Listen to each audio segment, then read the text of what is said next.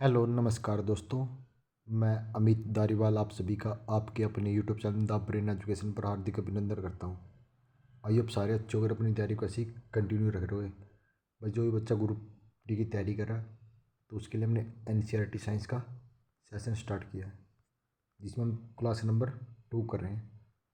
इसमें हम कंप्लीट छठी क्लास से लेके +2 क्लास तक की एनसीईआरटी कवर करेंगे।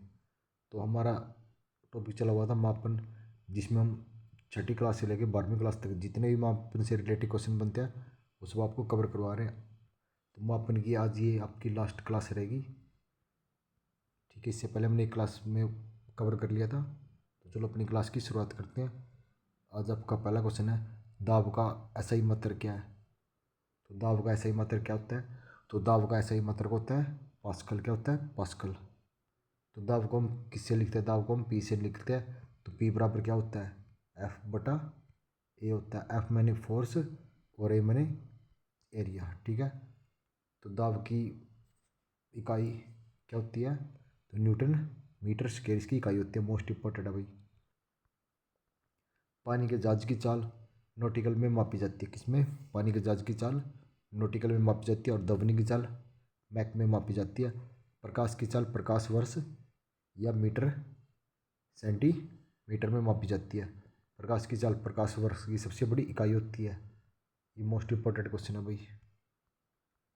और शक्ति का सही मात्रक वाट होता है। एक अशु शक्ति होती है 740 वाट के, और एक मेगावाट होता है 10 की शक्ति 6 वाट के। ये मोस्ट इंपॉर्टेंट है भाई। अशु शक्ति 740 वाट, ये भी इंपॉर्टेंट है।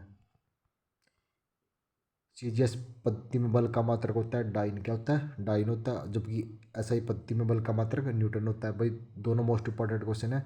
सीजीएस पद्धति में बल का मात्रक होता है डाइन और एसआई पद्धति में बल का मात्रक न्यूटन होता है।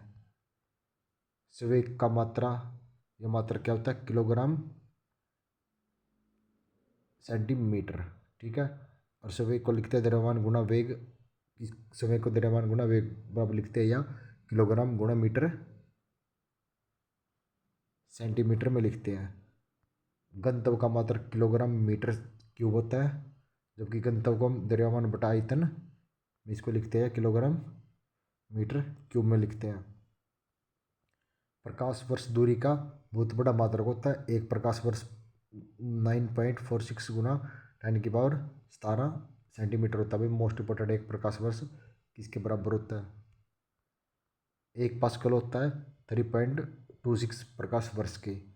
फर्मी का उपयोग नाभिक की लंबाई मापने में किया जाता है भाई। मोस्ट इंपॉर्टेंट क्वेश्चन, फर्मी का उपयोग नाभिक की लंबाई मापने में किया जाता है।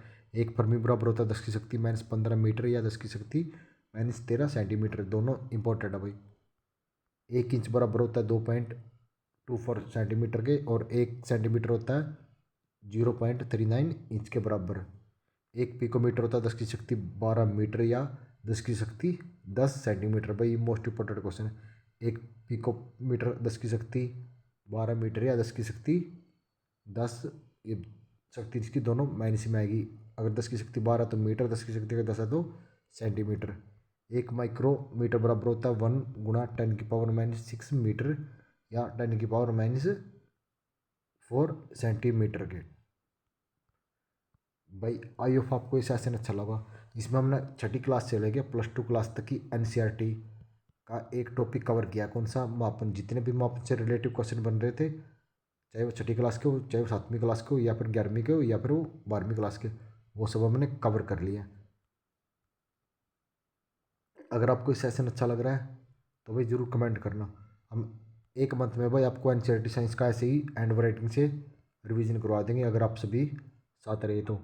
मिलते हैं नेक्स्ट वीडियो में जल्दी ही। जय हिंद, जय भारत।